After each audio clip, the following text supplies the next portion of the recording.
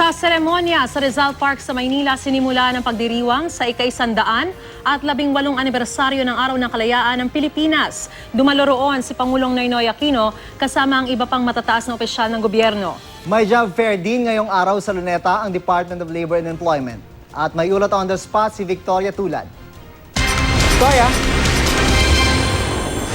June Marie, sa huling pagkakataon sa kanyang termino, pinangunahan ni Pangulong Noynoy Aquino ang flag raising ceremony at ang wreath laying ceremony dito sa Luneta para sa paggunita sa Araw ng Kalayaan.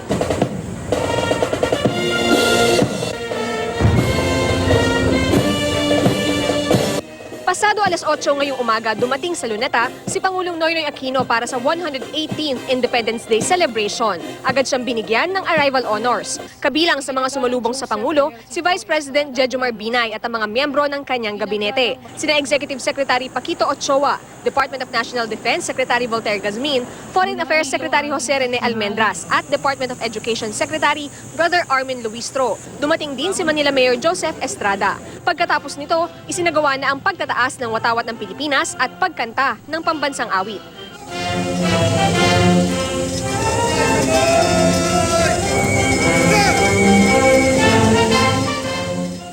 Kasama sina National Historical Commission of the Philippines Chairman Maria Serena Jokno at Armed Forces of the Philippines Acting Chief of Staff Lieutenant General Glorioso Miranda. Dahan-dahang naglakad papunta sa Rizal Shrine ang Pangulo at nag-alay ng bulaklak.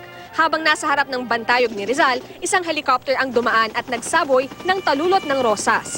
Pagkatapos ng ilang minuto, bumalik na ang Pangulo sa flagpole. Sa pagkakataong ito, dumaan naman ang mga bagong aircraft ng AFP.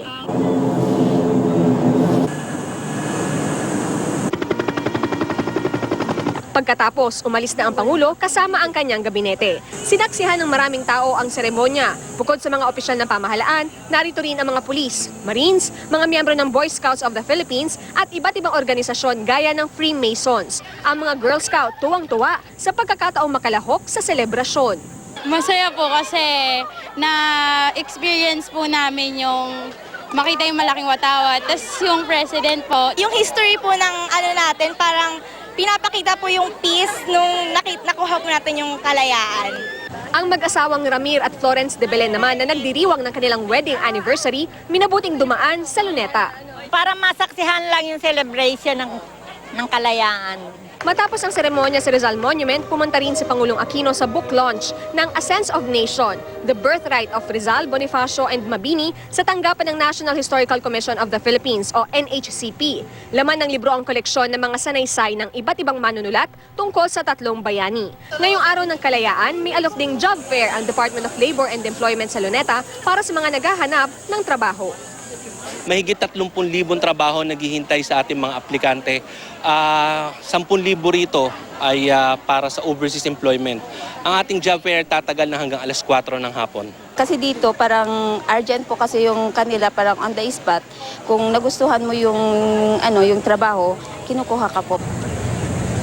June Maris, bukod dito sa Dole Job Fair ay mayroon ding medical mission. Ang iba pang ahensya ng pamahalaan, malapit yan dito sa may Quirino Grandstand. Mamayang gabi naman, inaasahan na magkakaroon ng lights and sound show dito sa Luneta. Kaya muna ang latest mula rito, balik sa inyo. Maraming salamat, Victoria Tulad.